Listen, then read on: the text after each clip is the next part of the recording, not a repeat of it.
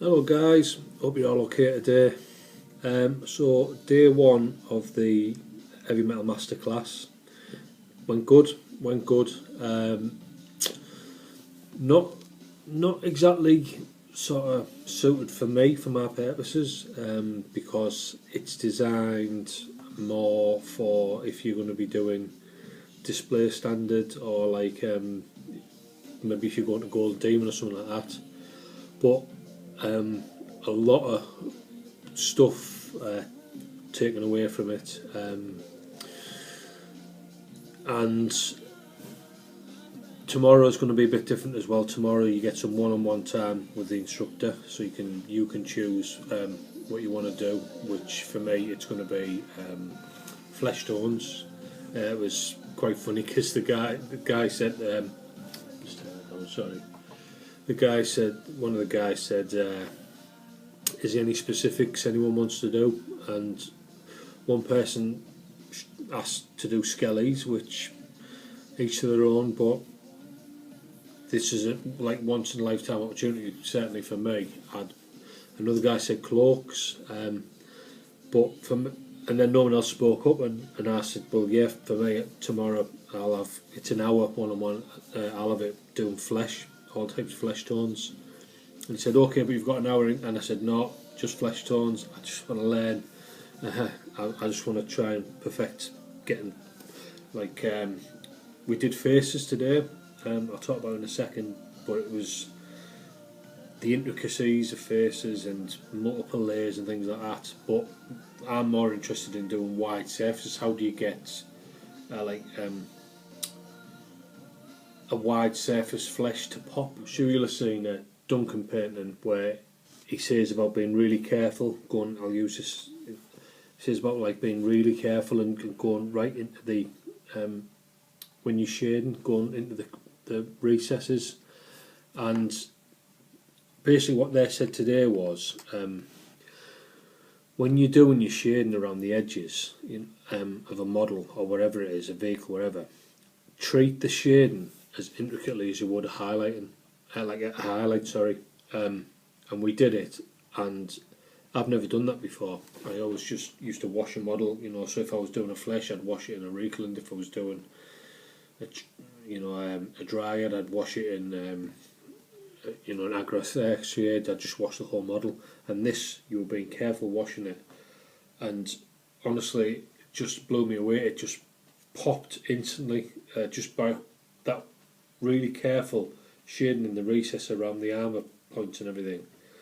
That I'll take that away with me straight away. That's something I'll definitely be doing in the future. Not with my Space Marine army, because I've got a stick for that sort of like uniformity now. But when I'm painting other armies, I'll definitely be doing that. Another thing as well is when you are doing fine detail, like we did Space Marine armour, and then we had the main guy, the main Stormcast Eternal from the Shadespire box set. So on that where it comes and it's almost like almost if it's on a pinhead type thing, and then you put the other part of the body onto it. That's how it works. For anyone who hasn't got Shadespire, it's like a head on a pole sort of type thing, and the legs and everything on the bottom, and then you put the rest of the body in. So we were almost using the head as if it was on a matchstick because of that. And we did a two-tone shade down.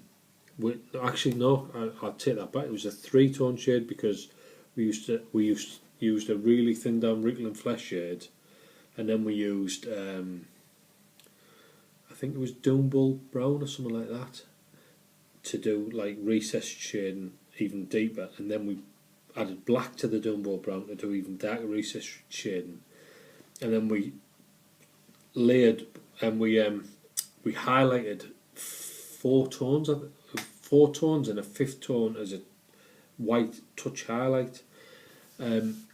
So again, you'll watch Duncan, thin your paints. This is another level of thinning. If you're going into that type of detail, I mean, I thought I'd really thinned my paints like really, really well.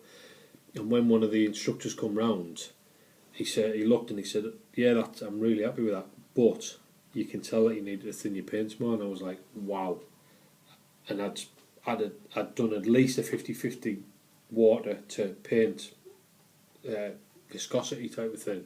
So I was like stunned by that, and he was right. He was right, because you're putting that many layers on, you have to almost have a translucent sort of consistency to your paint. But again, this is if you want this display standard type of miniature. For tabletop wargaming, you know, it's a completely different thing altogether.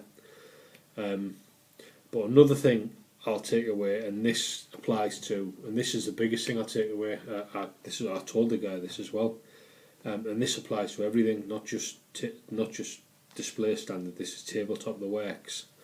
Some of you might already know this. I didn't, and I've talked to two of my friends who are both commission painters, and they didn't know it either.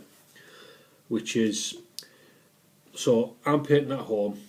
I clean my paintbrush. I've got my kitchen roll.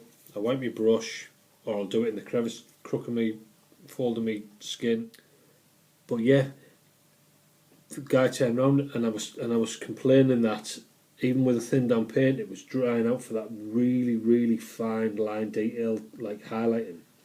And he said, "Well, have you got fluid on your brush?" And I said, "Well, yeah." And he said, "Did you dry it on your kitchen roll?" And I said, "Well, yeah, I did." Yeah. He goes, "That you don't do that. What you need to do, clean your brush fair enough, and then tap it off." He said, "But you need to keep moisture, the water on your brush right up to the stem. Even if you're just taking the tiniest tip of your brush, for that tiniest bit of detail," he said, "basically the paint will draw moisture right up to the stem of the brush. So if you've got no moisture on those hairs, it's got nothing to draw from. So even if, like you say, even if you're just putting the tiniest tip for that fine highlighting, you need moisture right up the stem. So clean it up fair enough, wipe it off with the brush, but then get some more moisture back on it. Flick it off, but don't sort of like dry it off on a tissue. Get your paint, get what you want on your paint, and then draw your line to get that fine point on your palette." So yeah, I didn't know that, and as soon as I did it, it worked wonders. But a much better day today, guys, and yesterday. Christ, couldn't have been any worse. The worst thing that happened today is I've just had a cup of coffee, I dipped my biscuit in and it fell in, so you know, it can't all be great. I've got to have some bad luck. But yeah, so I hope those little tips, that they'll do me wonders. I know there are only a couple, but it's been a very specific thing today. But yeah, I'll try and get the pictures on at the end. There's only one, to be fair, but it was good. And I'll post a video up tomorrow night if I get a chance for the final thing, but I've got to travel back home and everything. And yeah, good so far, guys. I hope those little tips there, I know it isn't much, but I hope they can help anybody. And like I say, I'll post up again, guys, tomorrow, especially if I have any more stuff that I think is relevant for us hobbyists. And sorry, I just want to say one more little thing as well. I don't want to sound like I'm preaching. With the pass, we've got a pass, and you're allowed free entry into the like the museum type thing, wherever it is, gallery. And all I want to say on that is, when we were doing the course, we were getting stages where the guy was passing his head, because he was doing the head with us and talking us through it. He was passing his head, and I was looking at my model, and I was going, "That is the best I've ever painted a face." And when we were getting the demonstration model through, I was going, "I want to throw my model in the bin because it looks rubbish compared to this."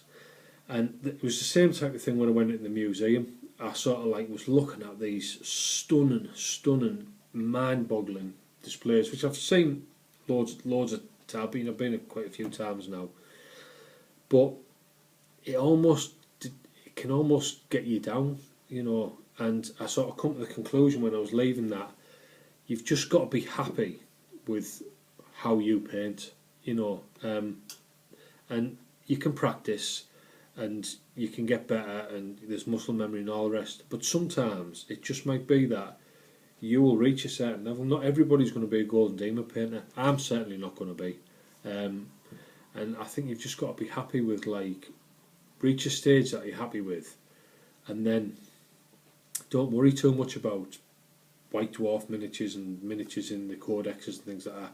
You just be happy that you've put some time and effort into the model, and it's not just a piece of plastic on the table, and just be happy with that. Don't judge your standards by other people's. That's another thing I'll take away from this. So yeah,